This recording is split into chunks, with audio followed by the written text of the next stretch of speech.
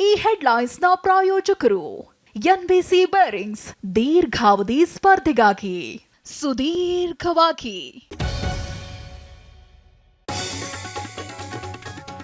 Show cause notice ಬೆನ್ನಲ್ಲೇ ಪ್ರಜ್ವಲ್ಗೆ ಸಂಕಷ್ಟ. 10 ದಿನಗಳ ಒಳಗಾಗಿ ಉತ್ತರಿಸಬೇಕಾದ ಒತ್ತಡದಲ್ಲಿ ಸಂಸದ. ಯಾವ ಕ್ಷಣದಲ್ಲಾದರೂ ರದ್ದಾಗುತ್ತಾ ಪಾಸ್ಪೋರ್ಟ್? ಹೈದರಾಬಾದ್ನ ರಾಮೇಶ್ವರಂ ಕೆಫೆಯಲ್ಲಿ ಅವಧಿ ಮೀರಿದ ಆಹಾರ.